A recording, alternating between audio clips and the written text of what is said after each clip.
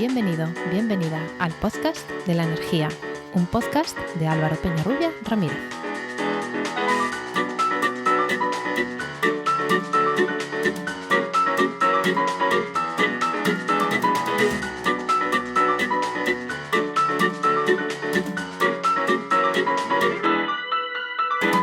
Hola, hola, recibe la bienvenida al capítulo 22 de 20 de junio de 2022 de El Podcast de la Energía, un podcast de Podcastidae, la red de podcast de ciencia, medio ambiente y naturaleza. En el capítulo anterior empezamos a hablar del ciclo integral del agua y las implicaciones en él de la energía. Este tema es bastante extenso y al final se nos fue a 2 programas, así que te recuerdo. En el anterior estábamos con Luis Martín Martínez, ingeniero especializado en hidrología, que por cierto también es podcaster en esta red, en Podcastidae, y habíamos empezado a hablar de captación del agua, de la potabilización, de la distribución, y nos habíamos quedado en entrar en los edificios. A ver, Luis, por favor, continúa hablando del agua en los edificios. Con eso llevamos el agua hasta el punto de consumo, ¿vale? En una ciudad sería un edificio o una industria que esté dentro de la ciudad, ¿vale? Pero en principio vamos a centrarnos un poco más en el consumo humano, en la vivienda, ¿vale? Ahí ya tenemos unos consumos que están dentro de la vivienda, que serían: si necesitas bombeo interior, pues tienes que bombear.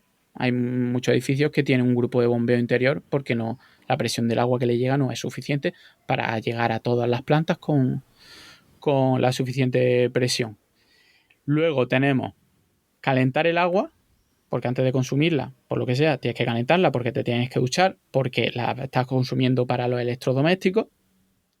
Todo eso es energía que estás añadiendo al agua. Para que te hagas una idea, ya te he comentado antes de empezar el podcast, que como cada zona, cada ciudad, incluso dentro de una ciudad hay varias potabilizadoras, todo esto está muy compartimentado y a una escala muy pequeña. No hay un organismo que se encargue de agruparlo todo y controlarlo todo y que te pueda decir, pues mira, los consumos de energía son tantos, los consumos de agua son tantos. Sobre todo en energía es muy complicado conseguir datos.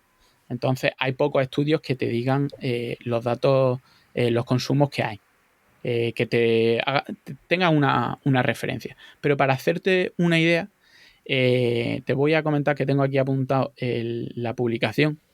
La publicación de Hardy Garrido del 2010, por si alguien quiere buscarla, hablaba que la energía total asociada al agua totalmente, ¿vale? De todo, incluso regadío y demás, está en torno a un 7% de la energía total de España, ¿vale?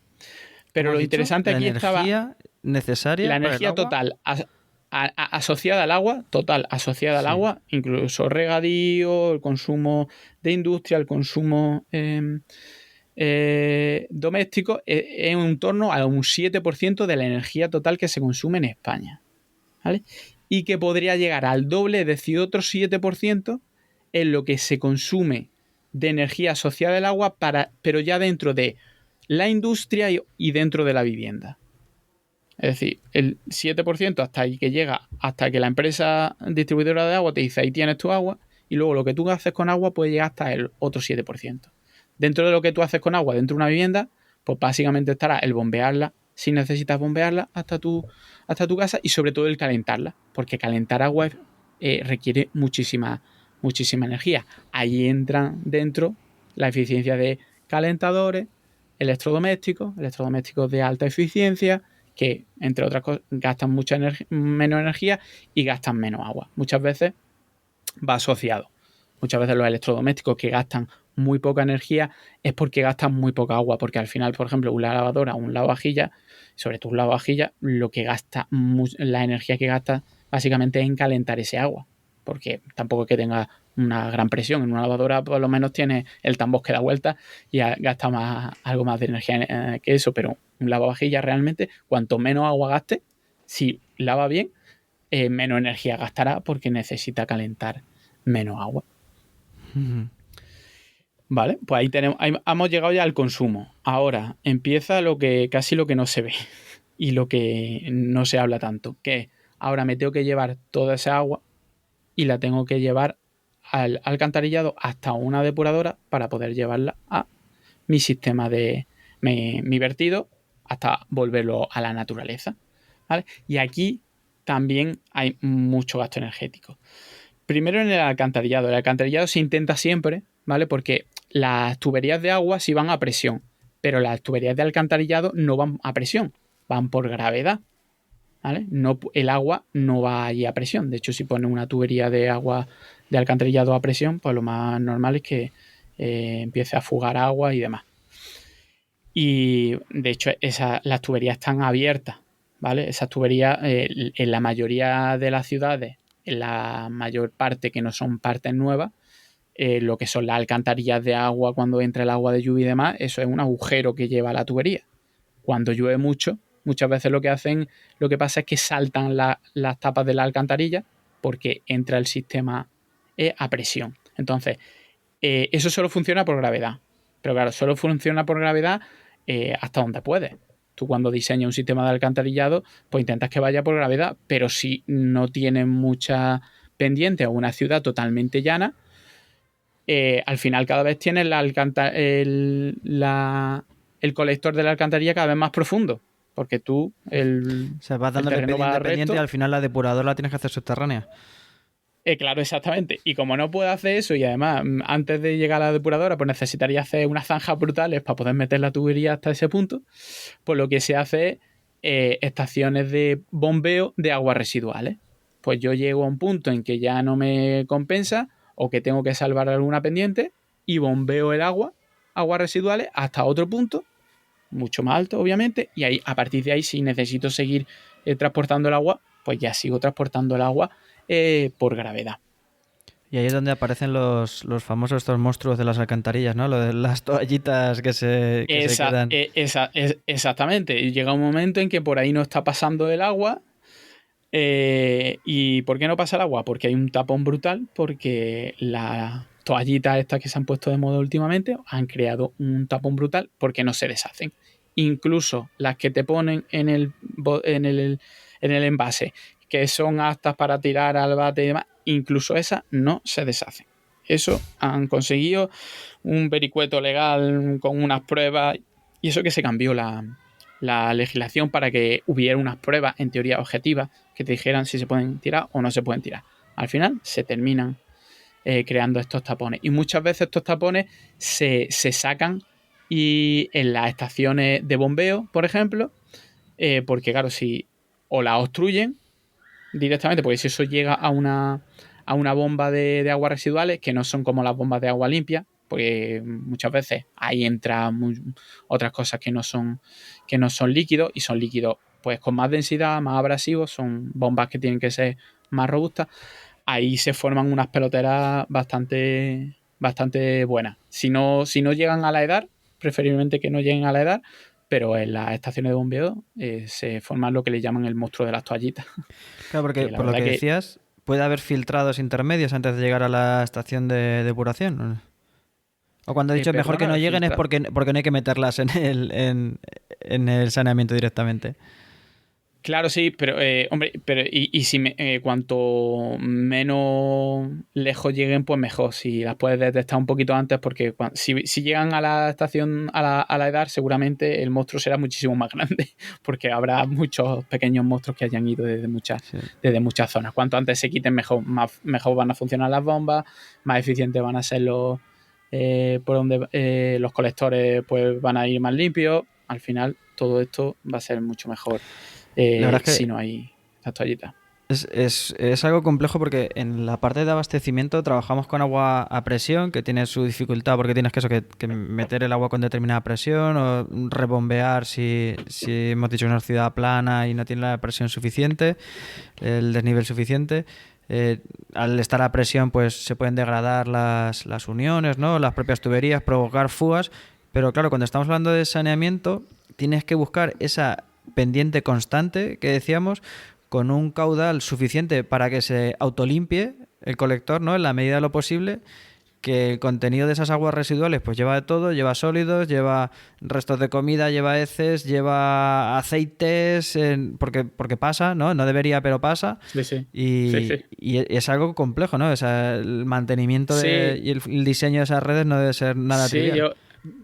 claro, cuando haces un diseño de un colectores de aguas residuales, yo por ejemplo he trabajado diseñando estos sistemas, normalmente lo que te dan es una horquilla de velocidades, ¿vale? Primero, no suelen dejarte que esté la pendiente por debajo de un 0,3%, a lo mejor un 0,5%, pero te dicen, el agua no puede ir a menos de 0,3 metros por segundo y normalmente no superior a o 3 metros por segundo o 6 metros por segundo. Si son normalmente más de 3 metros por segundo, ya muchas veces te dejan hacerlo, pero si cambia el tipo de tubería. Porque claro, son aguas mucho más abrasivas. Y si es muy lento, al final lo que el agua, lo que lleva el agua se va a estancar. Entonces, juegas con ese rango de velocidades. Si las ecuaciones te dan que están en ese rango de velocidades, te lo permiten. Si no, no te lo permite. Y tienes que jugar con la topografía. Y es como te he dicho antes, si ya tienes una zanja que está a 10 metros de profundidad, pues lo mismo hay que poner una estación de bombeo porque te compensa. Bueno, pues no sé si tienes algo más que añadir del saneamiento Vale, o pasamos sí, sí. hay que pensar una cosa que no estamos pensando y a ti tampoco se te ha ocurrido, pero es que es normal. Vale, estamos hablando de aguas residuales, pero ¿qué pasa con las aguas de lluvia? Ahí ya se nos va todo, porque más o menos el consumo de una ciudad a lo mejor puede ser más o menos estable. La producción de esta agua más o menos estable, es decir, cuanto más estable todo es mejor. Pero ¿qué pasa cuando llueve? Pues cuando llueve hay un caudal muy grande de repente que se mete en el sistema de alcantarillado. En las zonas nuevas se supone que tiene que haber una red para aguas de lluvia, aguas pluviales, y otra red para aguas fecales, pero de todas maneras, aunque no se mezclaran, que la mayoría de partes se mezclan, incluso hay barrios que están agua arriba y van separados, pero llega un momento en que tienen que pasar por un barrio antiguo que tiene solo una red y ahí las tienes que juntar. Esa agua tampoco está un poco contaminada. De hecho, las primeras aguas de lluvia, las primeras aguas cuando hay una lluvia están muy contaminadas. De hecho, pueden estar hasta más contaminadas que el agua fecales, que el agua residuales que salen de nuestras casas. Eso también hay que depurarla. Eso es un problema. ¿Por qué? Porque son caudales muy grandes de repente y ahora ¿qué hacemos? Una estación depuradora que puede estar diseñada para una población, de repente tiene que tener un margen para cuando te venga un caudal muy grande. Y a lo mejor lo que tienes que hacer es pues que el agua esté menos tiempo ahí, pues la tienes que depurar peor. Lo que se está intentando hacer siempre ahora, aparte de utilizar lo que se llaman sistemas urbanos de drenaje sostenible, que sirven para evitar que el mayor caudal posible, en vez de que vaya a la red del alcantarillado, porque se infiltre en el terreno, se almacene y demás, si ya la tiene en la red del alcantarillado, lo que se hacen es utilizar tanques de tormenta, que son depósitos muy grandes. Yo ahí meto todo el agua cuando hay lluvia, se almacena y luego yo puedo ir depurando el agua poco a poco. Así mi estación depuradora va a ser más eficiente. No me están metiendo picos de agua, además picos de agua con diferente composición, porque una estación depuradora funciona bien, sobre todo cuando los niveles de contaminación pues son estables, cuando los caudales son estables y demás. Entonces se habla muy poco y esto consume muchísimo, ¿vale? El tener grandes caudales necesita consumir mucha cantidad de energía. Date cuenta que cuando yo, por ejemplo, diseño una red de alcantarillado, si yo solo tuviera las aguas residuales, las tuberías serían muy pequeñitas, los caudales de bombeo muy pequeñitos, pero yo lo tengo que hacer para cuando llueve.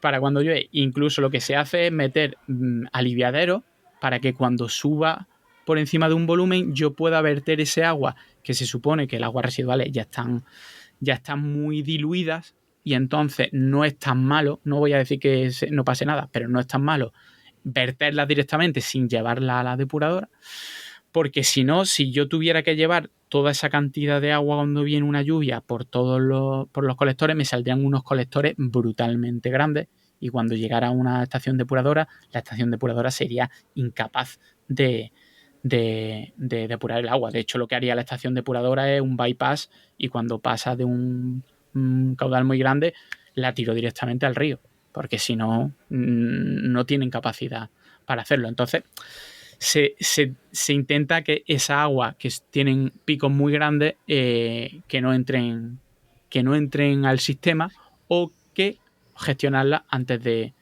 que llegue a mi estación depuradora, porque si no, al final te condiciona todos los cálculos y te condiciona toda la infraestructura, y es muy poco eficiente.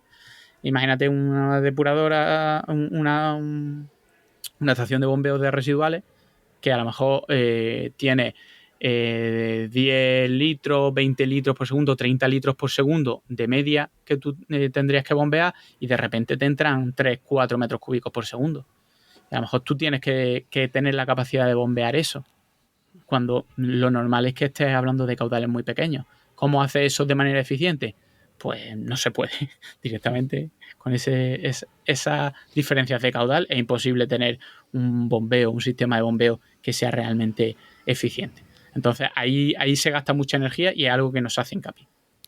Sí, la verdad es que, o sea, sí que estaba pensando en ello porque, bueno, es curioso que el código técnico obliga a poner redes separativas del edificio hacia adentro, al menos internamente, y luego ya la cometida pues será como sea, como diga la red de la zona, pero como has dicho tú, luego la red puede ser separativa en el barrio nuevo y juntarse más adelante, y bueno, es un problema. Es un problema aquí en Albacete, por ejemplo. No es que haya lluvias torrenciales a menudo, pero no es raro que haya lluvias fuertes.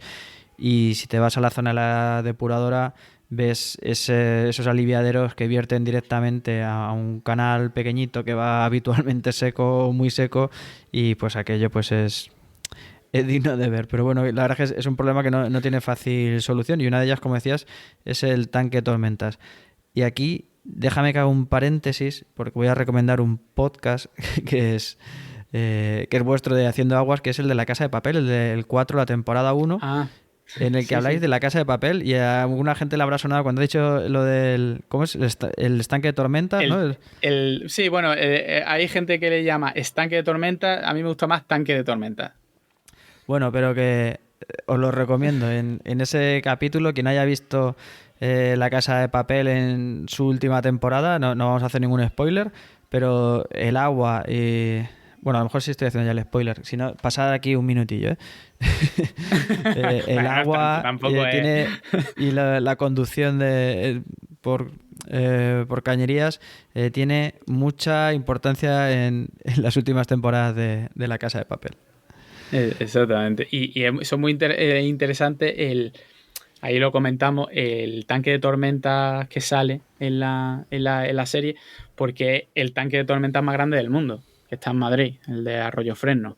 Y la infraestructura es brutal, las imágenes son brutales. Es más famoso uno de Tokio, porque está hecho mucho más bonito, está todo súper limpio, recuerdan casi a una catedral o a las minas de Moria, pero en bonito. Pero son infraestructuras, son depósitos gigantescos, brutalmente grandes. Está chulo mirar la foto. Pues nada, hemos hecho el saneamiento, hemos empezado a hablar ya de la depuración. Vamos, si quieres, a introducirnos un poco más en lo que es la depuración de las aguas residuales. Vale, aquí tenemos otro de los grandes consumidores de energía también, que se ha ido implantando con el paso del tiempo, porque cada vez se exige que depuremos más. Bueno, en grandes ciudades se hace ya desde mucho tiempo, pero en ciudades más pequeñas se está empezando a hacer. De hecho, siguen habiendo muchos proyectos de depuración en poblaciones un poco más pequeñas. En España nos están multando. Tenemos una multa ya de no sé cuántos millones de euros por no depurar correctamente en ciertas poblaciones el agua, por diferentes problemas técnicos, problemas políticos y demás. Pero bueno, uno de ellos es el económico, que hay muchos pueblos que tienen flamantes depuradoras relativamente nuevas que se hicieron con fondos europeos, etcétera, y ahora no tienen dinero para ponerlas en funcionamiento. O sea, no sé si esto que digo es algo que me ha llegado a mí de oreja o si tú tienes más conocimiento que es una realidad de pequeños municipios que tienen sus depuradoras pero no las ponen en marcha por el coste que les supone. Exactamente. El tema de las sanciones se refiere a municipios más grandes, porque primero están viendo por municipios más grandes, pero las pequeñas que de repente le hicieron una depuradora típica para sus 3.000 habitantes y luego no tienen dinero para mantenerla, porque requiere hay mucho gasto energético en la depuración. Entonces, por mucho que a mí me la haga, de hecho, hace un tiempo trabajé en el diseño de una depuradora encima de los terrenos en los que había una depuradora antigua, que incluso se veía la forma del decantador y demás, que estaba completamente derruida, vaya. De hecho, si vas allí y no sabes que había una depuradora, ni lo ves. Que nunca había llegado a entrar en funcionamiento porque el pueblo no tenía dinero para gestionarla. Y muchas de ellas es lo que va a pasar ahora. Con la depuración existe en las economías de escala como en casi todo. Hacer una depuradora en una gran capital pues mucho más eficiente que en un pequeño pueblo, porque tú tienes que tener unos requerimientos energéticos mínimos y a lo mejor le sale muchísimo más caro por habitante en una zona que en otra. Y tampoco puedes decirle ahora de repente a un pueblo, pues ahora tu recibo del agua se va a triplicar. Ahora tú quieres que depure yo mis aguas para que la vierta bien, pues también me tendrás que ayudar, no solo que me pongas la depuradora, pues a lo mejor me tienes que poner la depuradora y una subvención. Si quieres que lo hagamos, yo por vivir en un pueblo no puedo gastar muchísimo más dinero es que directamente no voy a tener dinero y no me puedo obligar a hacer ese gasto. Entonces lo que se hace aquí, podemos meter la diferencia en depuración que se llama los sistemas intensivos y los sistemas extensivos. Lo que nosotros entendemos por una depuradora, ¿vale? Es un sistema intensivo en una zona relativamente pequeña. Consigo depurar un gran caudal de agua, ¿vale? ¿Cómo se hace eso? ¿Vale? Bueno, para hacerle una idea a los oyentes de cómo un sistema de depuración normal y en España, primero hay un pretratamiento, que es simplemente quitar los sólidos que vengan, toallitas, pero bueno, los que gestionan te cuentan que a la depuradora han llegado hasta vacas muertas. Pues llega cualquier cosa. Luego te quita arenillas, porque al final también hay arenilla y la grasa flota, la arenilla se hunden, pues se quitan. Ya tenemos lo fácil. Y luego ¿no? hay un sistema. Eso es relativamente fácil. No hay mayor problema. Para un coñazo, si no hubiera grasa, no tiréis los aceites por el desagüe. Si no hubiera grasa, pues te ahorraría eso. Y la arena, bueno, relativamente fácil. Luego eso hay que aspirarlo, pues las arenas se aspiran como unos aspiradores. La grasa que flotan, pues hay una especie de barredores que pasan por la superficie y van quitando grasa. Luego hay el sistema principal que se suele llamar el primario, que en España lo más extendido son los fangos activos. Son una especie de bacterias que hay que hacen varios tipos de bacterias y hacen varios tipos de cosas. Uno es comerse la materia orgánica y la degradamos, ¿vale? Pues las heces se las comen. Y luego hay otra parte que queremos eliminar, porque principalmente el agua la depuración de agua, lo que te exigen principalmente es que no haya bacterias que pueden ser peligrosas, que normalmente provienen en la materia orgánica, y que no haya nitratos, ¿vale? Que no haya nitrógeno, porque el nitrógeno cuando lo echa al medio natural, pues empieza a crear algas, fertilizantes, y entonces se produce la eutrofización del medio natural. Eso no lo queremos, ¿vale? Y para ello se hace un proceso que se llama nitrificación-desnitrificación, ¿vale? Nosotros, la heces, la orina y demás son en forma de amonio, ¿vale? Sin entrar mucho en química porque yo tampoco soy inexperto, ¿vale? Entonces, el amonio se convierte en nitrato y el nitrato se convierte en nitrógeno y el nitrógeno es un gas y se va a la atmósfera y es inerte, ¿vale? Entonces, que nadie se asuste, la clave el nitrógeno no es tóxico. ¿Es el cuánto? ¿El 72% de la atmósfera? ¿O? sea, la mayor parte de la atmósfera sí es nitrógeno. No recuerdo el porcentaje, pero sí. No hay ningún problema porque se vaya a la atmósfera. Pero si está en el agua en otra forma, sí puede producir algunos efectos. Entonces, esta nitrificación, desnitrificación, aquí está la clave.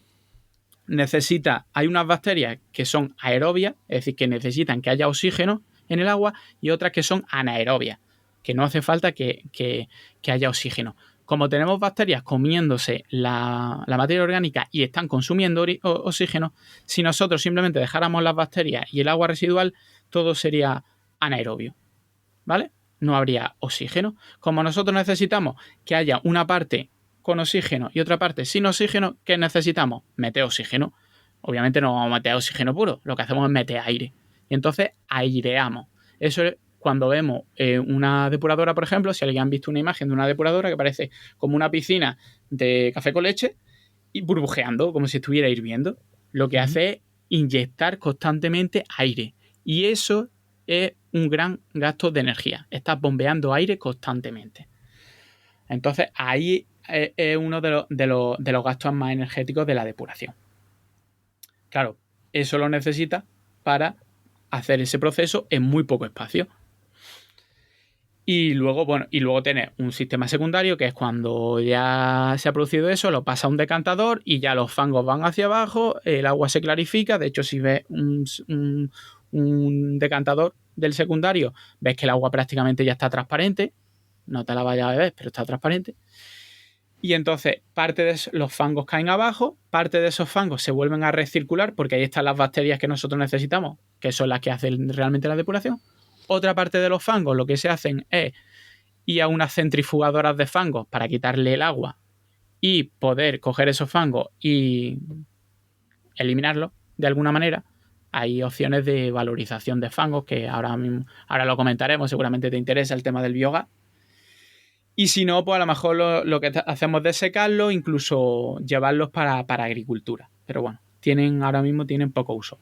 Y al final lo que se hace normalmente, pues se desinfecta otra vez, se clora, y eso ya lo tira al medio natural, ¿vale? Entonces, ahí principalmente el consumo de energía es trasladar el agua, pues, de un depósito a otro, que no es mucho, la recirculación de fango y tal y cual, pero el tema de la aireación, de conseguir que haya una parte aerobia inyectando oxígeno. Normalmente hay otros sistemas, pero pues no entran en muchos detalles. Para eso necesita meter aire y mover el agua. Eso es lo que gasta muchísima energía en la depuración. Y eso es lo que no se pueden permitir muchas veces las pequeñas poblaciones, como has dicho. Estos sistemas que requieren muchísima energía. Y para eso... Sí. Dime. No, continúa.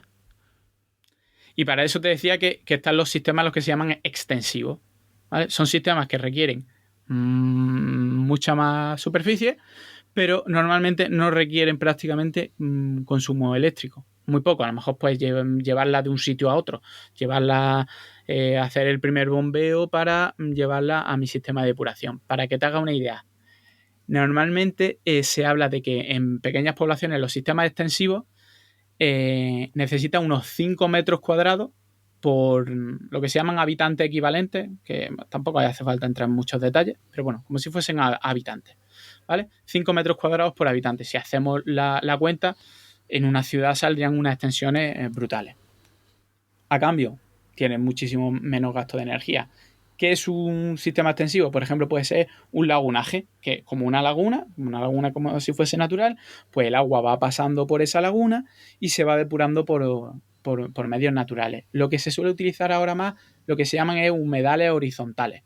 Tú tienes, bueno, imagínate, y haces como una especie de hoyo alargado, ahí hay una serie de gravas, y encima de la grava normalmente se suelen utilizar plantas que están en entorno acuático, en la vera de los ríos y demás, que están acostumbrados a tener sus raíces prácticamente empapadas en agua. Entonces, el agua entra por un lado de esa matriz de grava y poco a poco pasa por toda la matriz de grava y cuando sale al final está depurada. ¿Por qué está depurada? Porque alrededor de esa grava se ha creado esas bacterias de las que hablábamos en fangos activos, también se crean allí, lo que se llama el biofilm. Se supone que las plantas también ayudan porque oxigenan, pues todo eso de manera natural, como si fuese un humedal natural, pero lo he hecho yo artificialmente. Cuando sale al final, sale el agua depurada. Y también hay otra, ahora están poniendo, no sé si lo habrá escuchado, más de moda, que se llaman las macrófitas en flotación, que son unas plantas que se ponen directamente encima del agua y en las raíces se produce esa depuración. Son sistemas naturales que requieren muy poca energía. Tú vas por allí, te paseas y no huele prácticamente nada, hay todo vegetación, es muy bonito, pero a cambio necesita muchísimo más espacio que muchas veces en las ciudades no se puede permitir. Y luego son menos adaptables muchas veces a esos cambios de caudal. Y, pero perdona, bueno, lo hay de todo. Claro, la parte así, o sea, hay alguna parte que la entiendo mejor así, pero es que no sé si has dicho, en estos sistemas naturales también, imagino, tiene que tener un filtrado previo o algo así, ¿no? O sea, los restos sólidos, imagino, de Sí, bueno, el primer... o sea, exactamente. La primera parte, que es el pretratamiento, que se quita la arena y se quita eso es lo mismo. ¿Vale? Eso es lo mismo que los sistemas intensivos. Una vez que has quitado eso, lo gordo, normalmente hay un previo, tampoco he querido meter, hay lo que se llama los tanques IMOF, que son unos tanques, no son mucho más grandes y demás, que no requieren energía y que te depuran una parte del agua, y esto ya sería como un sistema secundario, pero requieren muchísimo menos. Esto es para un poco para cambiar el sistema de fango activo y de aireación y sistema aerobio y anaerobio, cambiarlo por eso. Se supone que de manera natural. Y se supone que depuran el agua lo suficiente. Según la legislación, cuando tú haces la depuración en grandes poblaciones, te dan una serie de parámetros que tú tienes que cumplir. Te dice, no puedes tener más de tanto de esto, no puedes tener más de tanto de esto tienes que tener 0. Si cumples la analítica, no hay ningún problema. Cuando son poblaciones de menos de 2.000 habitantes equivalentes, la legislación te dice, se verterá el agua en condiciones adecuadas. Y tampoco te dice el qué son condiciones adecuadas. Entonces ahí hay un poco de manga ancha. Aún así, esos sistemas se tienen que gestionar, aunque son fáciles de gestionar, pero se tienen que gestionar y requieren unos cuidados. También ha pasado poner sistemas extensivos en un pueblo y que no le hayan hecho caso y que se hayan echado a perder. Claro, porque requieren limpiarlos periódicamente, se vacía o no, el funcionamiento es constante de la laguna. No, la laguna, el funcionamiento es constante. Entra por un sitio, por ejemplo, en la laguna concretamente, aunque los lagunajes ya se utilizan cada vez menos, antes se utilizaban más. Entra por un lado y el agua poco a poco va hasta el final de la laguna y se supone que en ese periodo se ha ido depurando. Entra por un lado y sale por el otro. Lo mismo que la humedad horizontal, entra por un lado y sale por el otro. A ver, normalmente es así, y en ese proceso se realiza la depuración. No es algo estanco que yo lo lleno y lo dejo quieto, como si no lo bombeo no se va de ahí. No, se supone que el agua tiene que ir por un proceso, porque en cada sitio por ejemplo, de esa laguna se supone que las condiciones son ligeramente distintas. Entonces pasa por todas las condiciones. Para hablar un poco de energía, te voy a dar algunos datos, ¿sí? ¿vale? de consumo de depuración en España, ¿vale? Tenemos que la media del parque de depuradoras en España está en torno a 50 kilovatios hora por habitante equivalente y año. ¿Vale? Habitante. Vamos a dejarlo habitante, pues no voy a explicarte lo que es un habitante equivalente, pero para que la gente se haga una idea. 50 kilovatios hora. Lo ideal en las grandes, las que son muy eficientes, podemos llegar a estar entre 20 y 30 kilovatios hora por habitante y año. Y todo esto es, otra vez, el 1% del consumo de la energía en España. Es decir, tendría un 1% que es la desalación y un 1% de la depuración. Pero claro, la depuración, el volumen depurado es muchísimo más que el volumen de agua desalada. Claro, y el volumen depurado es más que el volumen que nosotros consumimos, ¿vale? Porque ahí también está metido el agua que entra en el sistema, por ejemplo, agua de lluvia. Entonces nosotros depuramos más volumen que no simplemente lo que nosotros consumimos en nuestra vivienda o en nuestras ciudades, porque hay una entrada que no estamos contabilizando, Entonces, al final, lo que pasa muchas veces es que entre que necesitas gestionar picos, entre que muchas veces se tiene que hacer una depuradora a lo mejor a 25 años y entonces tienes que prever la población dentro de 25 años. Que luego, si están muy justos las depuradoras, pues no son tan robustas como cuando va sobrado. Pues entonces lo que tienden es a sobredimensionarse las depuradoras. Y una depuradora sobredimensionada va a ser menos eficiente. Al final, el kilovatio hora por metro cúbico va a ser más grande que si la diseñas para 40.000 habitantes equivalentes y es todo súper estable y son 40.000 habitantes equivalentes a lo que te entra y no te entran 20 y luego llega el verano y te entran 80. Todo eso influye mucho. Bueno, y aunque ya hemos visto que todo este ciclo integral del agua es netamente consumidor y mucho de energía, ya hemos visto que hay recuperación en la distribución. También hay algo de recuperación de energía en la depuración, ¿verdad?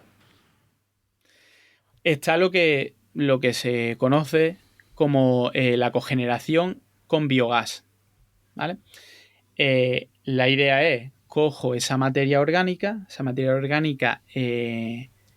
me puede producir un gas y en lugar de simplemente capturarlo, pues lo meto en un digestor, es decir, un sistema en lo que tiene una temperatura ideal y demás, que ayuda a generar ese metano, ese biogás, y lo puedo almacenar y utilizar. ¿Cuál es el problema? Porque en España se habla, pero en España tampoco hay mucha cogeneración, no hay mucho biogás de la depuración. ¿Por qué no? Lo primero es porque es muy poco eficiente pasar de biogás a electricidad. Y si yo lo que necesito es, por ejemplo, electricidad en mi depuradora para inyectar aire, coger a biogás que más o menos puede tener un 30% de rendimiento para convertirlo en electricidad, pues al final pues me compensa poco. ¿Cuál sería lo ideal? Utilizar el biogás para calentar. Que yo tenga la oportunidad de inyectar el biogás, por ejemplo, en el sistema de gas natural. Se le hace un proceso, no es directamente ese biogás, pero bueno, se le hace un proceso para que pueda asimilarse al gas natural de las ciudades y pueda inyectarlo. Eso sería una opción. Yo lo inyecto, tú lo utilizas para gestionar energía y yo te cobro, por decirlo de alguna manera. Y entonces, al final, el sistema, estoy generando energía, pero esa energía no la estoy utilizando yo directamente en mi sistema porque no es eficiente. Puedo utilizar un poco de calor, por si tengo un digestor para mantener la temperatura y demás, pero ahora mismo no es tan eficiente como podría ser y se necesitan ayuda. Yo ahí recomendaría, si alguien está interesado, otro de los programas del podcast de Haciendo Agua, en el que Nuria Basset, que es experta en esto, nos habla sobre todos estos detalles. Y si alguien está interesado, allí te habla. Nos habló de los tipos de gas, nos habló de algo que me llama mucho la atención, esto, el rendimiento, solo un 30%, el rendimiento de utilizar biogás para electricidad. Hay algunas cosas que se hacen, por ejemplo, Aqualia tiene un programa para utilizar ese biogás para los coches que utiliza la empresa que funcionen con gas. Eso sí es eficiente. Entonces se intenta utilizar esa energía para compensar un poco el consumo energético que tiene. Pero no hay una gran cantidad de biogás que se pueda generar como para que sea un centro neurálgico comparado, por ejemplo, con vertederos. En vertederos hay mucha más materia orgánica, hay mucha más capacidad. Pero lo que nos contaba Nuria en el podcast es que faltan incentivos al final. Faltan incentivos para que se empiece a rodar y aquí hay muy poca edad que tienen biogás, pero me parece, nos dijo que en Alemania había como unas 400 porque hubo una campaña para que se instalaran y se instalaron. Bueno, la verdad que existe la tecnología, pero todavía en España está por desarrollarse. Sí, como has dicho que tiene que tratarse. Tenía entendido que, claro, al venir de los compuestos que viene, pues también incorpora algunos compuestos sulfúricos o algo así, ¿no? Algo que pueden resultar corrosivos y que hay que eliminarlo, que no tenemos un gas directamente utilizable. Sí, sí. Lo que pasa es que la conversión no es complicada, pero sí, no puedes pasar directamente el biogás que se está generando y directamente inyectarlo. Pero por lo visto, ahí está la parte que es más eficiente. Lo que no es eficiente, nos contó, es utilizar electricidad, y como las depuradoras necesitan lo que es electricidad. Y luego tienes también problemas de, como todo esto, de que la administración no apuesta por eso. Yo me he encontrado en situaciones de un diseñador de una depuradora en un municipio que plantea, por ejemplo, utilizar paneles fotovoltaicos para abastecer parte de la energía de una EDAR, y decirle a la administración que no, que es una EDAR de toda la vida, 1 más 1 son 2, lo que siempre, no me vengas con cosas raras. Y claro, si ni siquiera te dejan hacer eso, al final pues es imposible que se mejore la eficiencia, se metan energías renovables en el mismo sistema. Se piensa, pues una desaladora, ¿por qué no ponen placas solares para una desaladora? Pues a veces que incluso no te dejan. Pero bueno, ya es cuestión, como todo, de ganas y de apuesta política por este tipo de alternativas. Bueno, y ya que llevamos un rato hablando y que nos han salido 2 programas, nos queda el último tema que teníamos aquí apuntado, que es la reutilización. Claro, tú tienes ya un agua que ha pasado por muchas cosas, que la tienes ya en tu ciudad, la tienes en tu depuradora, que estará a lo mejor afuera de la ciudad, pero está en tu ciudad. Tirarla, verterla y coger otra vez agua de la presa, que a lo mejor la tiene a 50 kilómetros, pues no, parece que no tiene mucho sentido. Y sobre todo si tenemos tecnología suficientemente buena para coger ese agua y hacer con ella lo que queramos. Es decir, nosotros tecnológicamente podemos coger agua, cualquier tipo de agua, y convertirla en lo que queramos. Ahora puede costar más o puede costar menos. Si conseguimos agua salada del mar, convertirla en agua potable, agua reutilizada, agua depurada ya, por ejemplo, que la vertemos al río y prácticamente no tiene afección, convertirla en otra vez en agua que se pueda reutilizar para cualquier uso es relativamente sencillo. Para eso Y lo cuando que se dices hace cualquiera, es cualquiera, porque a algunos les sonará agua para riego, para usos así que no son la del beber, pero tú estás hablando de todos. Por supuesto, técnicamente es absolutamente factible. Podemos beber agua depurada, reutilizada, perfectamente. Y va a estar más controlada incluso que cualquier agua de pozo que... No, pues en mi pueblo bebemos el agua del pozo, en mi casa de no sé qué, de toda la vida, el agua del pozo. Este tipo de agua va a estar muchísimo, incluso mucho más controlada. Técnicamente es muy fácil. Si tú al final pasas el agua por un sistema de ósmosis inversa, ahí se queda todo.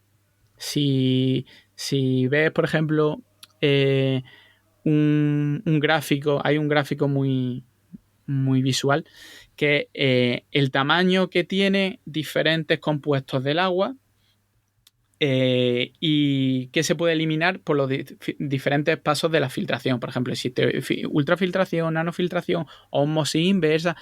Pues lo que es la sal, que es lo que tú quieres quitar, es mucho más pequeña que, por ejemplo, que virus y que bacterias. Es decir, si consigues quitar la sal, los virus y las bacterias se han ido. Y si se han ido los virus y las bacterias, prácticamente es que no hay ningún contaminante. Entonces, si pasa por un sistema de ósmosis inversa, puedes coger agua y convertirla en perfectamente potable. No se hace, en España no se hace. En España no está permitido utilizarlo para beber, aunque se podría hacer. ¿Para qué se hace? Pues se le hacen otro lo que se llaman el tratamiento terciario, es decir, una vez que sale de la depuradora se podría verter, pero si yo lo quiero reutilizar, pues le hago algunos procesos más. Por ejemplo, pues utilizo una filtración, una ultrafiltración, que es un poco menos que la ósmosis, o puedo llegar a ósmosis. También utilizo una desinfección. Pues un poquito más, lo depuro un poquito más y ya lo puedo utilizar principalmente en España para riego agrícola o riego de las zonas verdes. Hay zonas que se hace mucha reutilización porque hay muy pocos recursos hídricos, por ejemplo, y porque se ha apostado por eso, como por ejemplo Murcia o Alicante, se reutiliza muchísima agua y en la mayoría del resto no se reutiliza nada. Eso hay en los datos, cuando lo ves en un mapa, dice, ¿y por qué estas dos comunidades autónomas tienen a lo mejor el 50% del agua que depuran la reutilizan? Y en la mayoría de los otros estamos hablando de un 5, un 2, un 0, una comunidad autónoma que su media es 0,1%, y son zonas que no estamos hablando de Galicia. Da que pensar, al final es técnicamente posible, pero políticamente pues no se quiere apostar por eso. Entonces se utiliza para riego, para baldeo, al baldeo de calle. Normalmente cuando ves muchas veces un camión de agua de la empresa de limpieza baldeando, muchas veces es agua reutilizada, no es agua potable.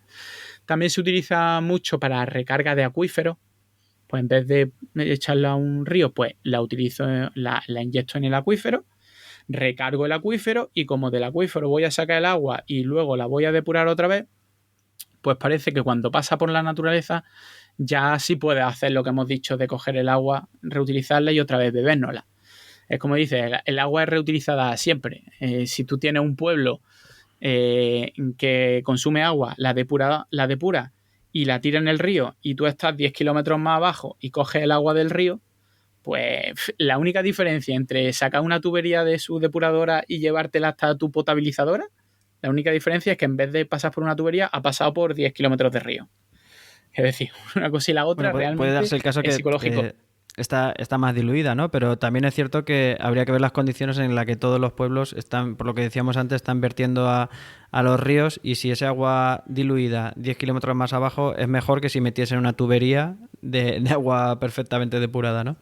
Esto claro, lo hablaba sí. Está menos controlado. Si pasa por un río, está menos controlado. Si son 10 kilómetros, es que ni siquiera la naturaleza tiene un poder de depuración, sí, pero en 10 kilómetros no le da tiempo a hacer absolutamente nada. Y si encima el río no es un río grande, pues... Esto lo hablabais en el podcast, no he encontrado en qué programa es, pero voy a dejar el enlace a Actualidad y Empleo Ambiental, otro podcast de la red en el que va Marina Arnaldos, que es compañera tuya en el podcast, que se llama así, ¿Beberías agua regenerada?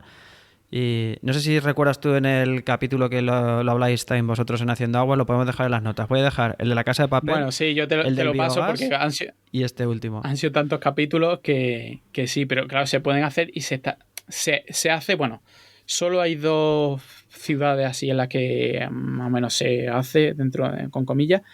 Hay una que es Namibia, el nombre era un nombre de estos difíciles de pronunciar, que eso se hace desde hace mucho tiempo. Directamente tú vas y puedes rellenar tu garrafa en un sistema de agua depurada y con su sistema terciario y directamente para beber. Pero claro, es una zona en la que hay muy pocos recursos hídricos. Y la otra muy famosa es Singapur, ¿vale? Que se hace, y lo que pasa es que han metido ahí mucho dinero en promoción, en publicidad y demás, y parece que ellos lo pueden hacer y que nadie más lo puede hacer. No, en España se puede hacer, por supuesto. En España es que somos pioneros en este tipo de cosas, por supuesto, pero en muchos otros países se podría hacer. No se hace por varios temas. También, obviamente, hay un riesgo asociado. Al final, si no lo haces bien, podría haber algún tipo de problema. Pero técnicamente es muy, muy factible hacerlo. Lo veremos. Yo estoy convencido y que siempre que lo hablamos, lo veremos. Estamos convencidos de que lo veremos. No sé cuándo, pero lo veremos. Hombre, con escasez de aguas pues es más fácil verlo. Bueno, pues... Exactamente. He dicho que iba a dejar te doy... Sí, dime. Sí, si quieres te doy para cerrar un poco el tema de esto, te voy a dar un par de datos de consumos eléctricos del ciclo del agua, ¿vale? Para que veamos un poco.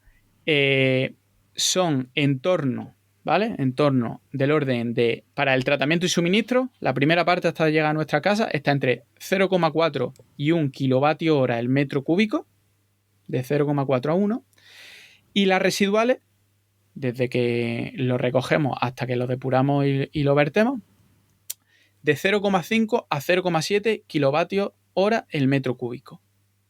Y para que nos hagamos una idea así general, ¿vale? La media más o menos en España es, redondeando, 1 kilovatio hora por metro cúbico es la huella energética del ciclo urbano del agua.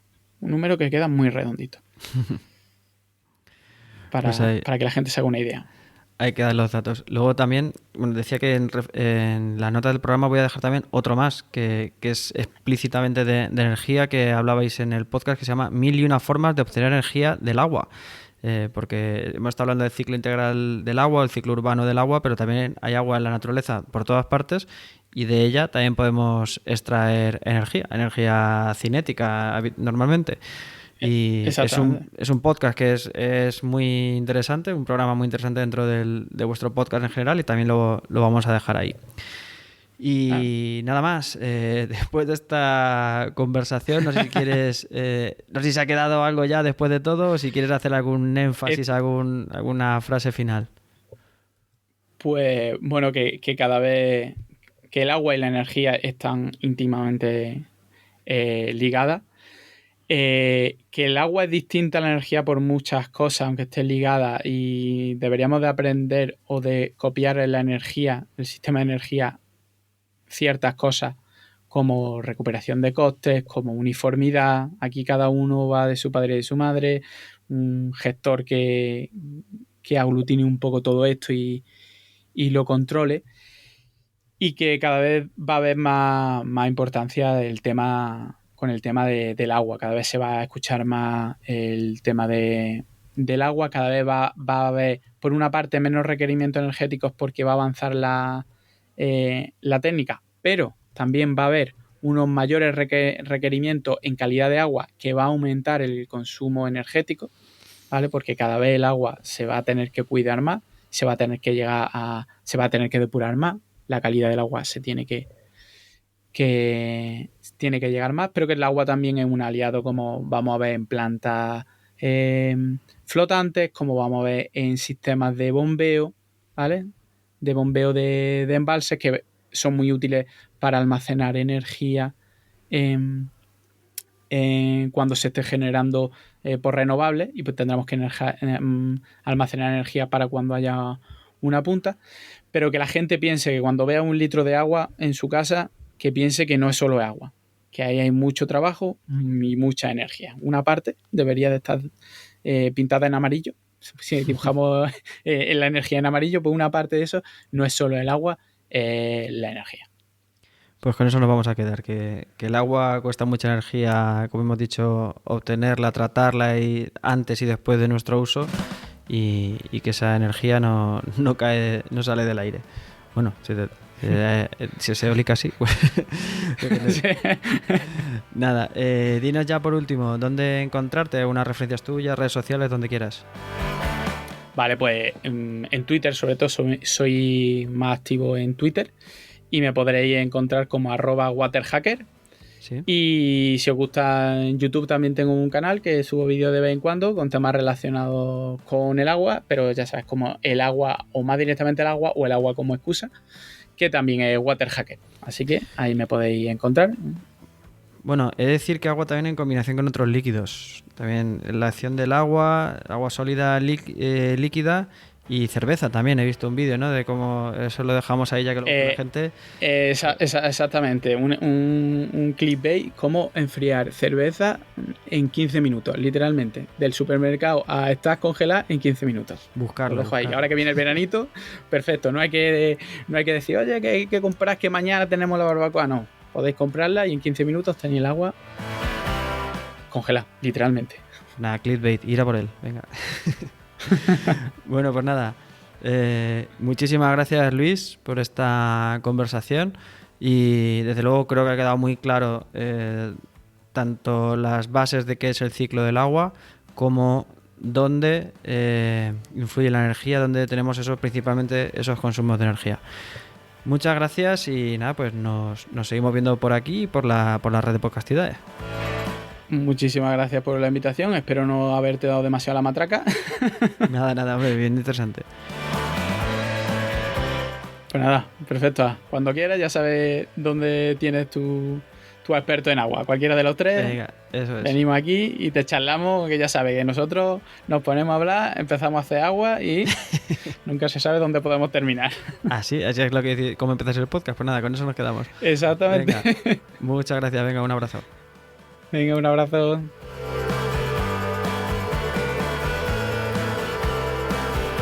Y hasta aquí este episodio 23, segunda parte del 22 del podcast de la energía.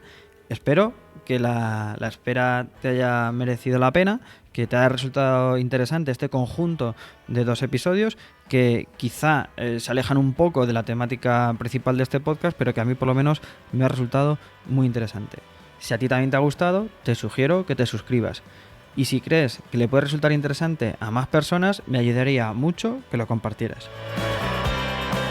Y si lo que quieres es hacer una sugerencia, comentario, valoración o corrección, lo puedes hacer encontrándome en mi perfil de LinkedIn, Álvaro Peñarrubia Ramírez, o en la página y redes sociales de Podcastidae, y en Twitter con el hashtag El Podcast de la Energía. Nada más, un placer tenerte al otro lado y te espero para el siguiente programa. Sé eficiente. Hasta pronto.